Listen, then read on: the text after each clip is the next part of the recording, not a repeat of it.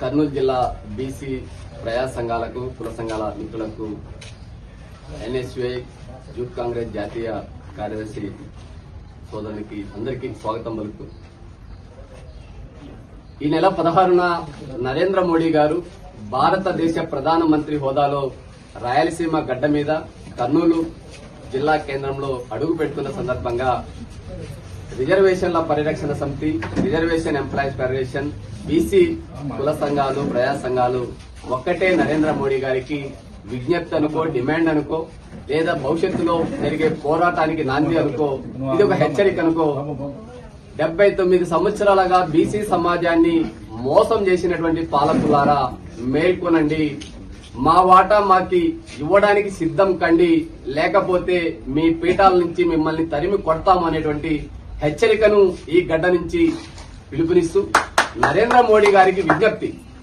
చట్టసభల్లోనూ, విద్యా ఉద్యోగాల్లోనూ, private corporate రంగంలోనూ, పారిశ్రామిక పాలసీల్లోనూ, ప్రకృతి సంపదలోనూ జనాభా దామాషా ప్రకారం వనరులను కేటాయించడంలో చట్టబద్దంగా, రాజ్యాంగబద్దంగా రిజర్వేషన్లను 44% రిజర్వేషన్లను బీసీలకు కేటాయించాలా అని చెప్పి, ఇది భారత రాజ్యాంగాన్ని సవరించి దేశవ్యాప్తంగా ఒకే పాలసీని బీసీలకు రిజర్వేషన్లను చట్టబద్దంగా, రాజ్యాంగబద్దంగా కల్పించేటువంటి బాధ్యతను ఒక బీసీ బిడ్డగా నరేంద్ర మోడీ గారి భుజస్కంధాల మీద పెడతా ఉన్నాం. ఎందుకంటే ఒక పాయింట్ మీకు తెలియజేస్తున్నాం.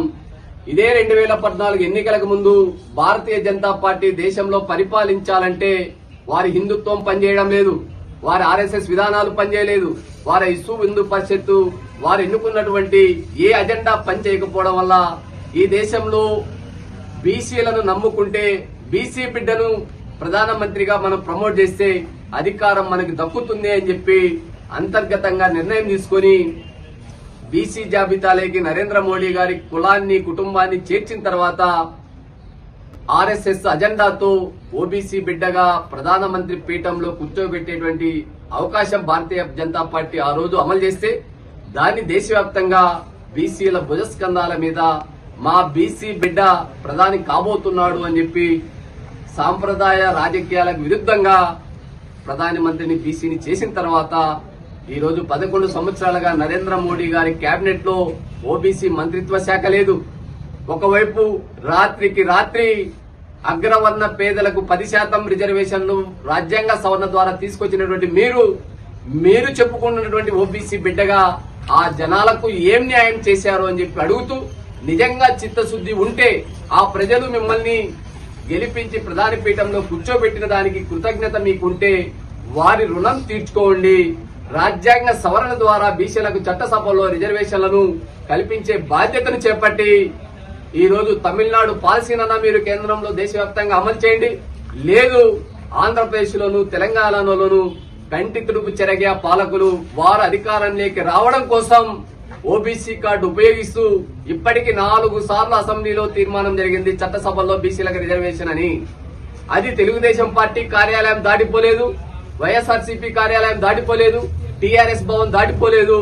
ఈ రోజు కాంగ్రెస్ పార్టీ ముఖ్యమంత్రి రేవంత్ రెడ్డి గారు కూడా 42% రిజర్వేషన్లు కంటి తుడుపు చర్య కాకోకుండా ఈ రోజు ఒకవైపు దేశంలో పార్లమెంట్ లో నరేంద్ర మోడీ గారు ప్రధానమంత్రి అయితే ప్రతిపక్ష నేతగా రాహుల్ గాంధీ గారు కులాల వారీగా జనాభాని లెక్కించాలనేటువంటి డిమాండ్ ని నరేంద్ర మోడీ గారు యాక్సెప్ట్ చేసి ఏ విధంగా కలిసి ముందుకు పోతున్నారో, నరేంద్ర మోడీ గారు, రాహుల్ గాంధీ గారు ప్రకటించినటువంటి ఒక నిర్ణయం కూడా బీహార్ ఎన్నికల సందర్భంగా పాట్నాలో ఒక వారం కిందట అన్ని పత్రికల్లో వచ్చింది.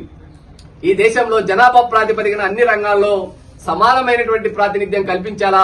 అది ప్రైవేట్ రంగం కావచ్చు, పబ్లిక్ సెక్టర్ కావచ్చు, రాజకీయాలు కావచ్చు, వనరులు కావచ్చు, ఎక్కడైనా కూడా ఆ కులాల జనాభా ఎంతుందో ఆ జనాభా రేషియో ప్రకారం అన్ని రంగాల్లో వాటా ఇవ్వాలనేటువంటి ఒక ప్రతిపక్ష నేత డిమాండ్ మీరు సేమ్ కులగణనకి ఏ విధంగా యాక్సెప్ట్ చేశారో ఇది కూడా యాక్సెప్ట్ చేసి 56% ఉన్నటువంటి బలహీన వర్గాలకు చట్టసభల్లో రిజర్వేషన్లు అనేటువంటిది ప్రధాన అజెండాగా మేము భావించాం.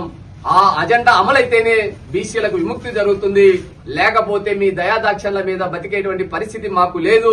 కోర్టులను అడ్డంగా పెట్టుకుని, ఎందుకంటే ఇప్పటికీ దేశవ్యాప్తంగా 98% అగ్రవర్ణాల చేతుల్లో బందీగా ఉన్నటువంటి న్యాయ వ్యవస్థ 56% ఉన్నటువంటి బలహీన వర్గాలకు కావచ్చు, లేదా 20% ఉన్నటువంటి దళితులు, 8% ఉన్నటువంటి గిరిజనులకు ఏ విధంగా న్యాయం చేస్తాదని మేము భావిస్తాం.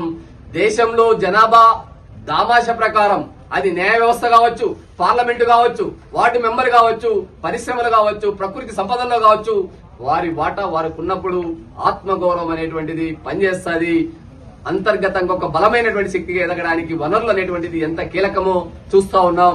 పిడికిడంత లేని జనం సంపదని క్రోడీకరించుకొని ప్రకృతి సంపదను కొల్లగొట్టి చివరకు గజ దొంగల కంటే హీనంగా, ఎర్రచందన స్మగ్లర్ల కంటే హీనంగా పేద ప్రజలకు కల్తీ మద్యాన్ని తాపి ప్రజల ప్రాణాలు పోగొట్టేటువంటి పాలకులు అవుతా ఉంటే ఈ దేశంలో బీసీలు త్యాగానికే, చావులకే పరిమితం కావాలా? లేదు, తిరుగుబాటు అనేది ప్రారంభమవుతోంది. మీరు చేసిన పాపాలు పండుతాయని చెప్పి హెచ్చరిస్తూ 44% చట్టసభల్లో రిజర్వేషన్లు చేస్తారా, గద్దె దిగుతారా, రెండే మీరు నిర్ణయించుకోవాలని చెప్పి ఒక హెచ్చరికను జారీ చేస్తున్నాం. Thank you. ఫాలో చేయొచ్చు కదా అండి ప్లీజ్.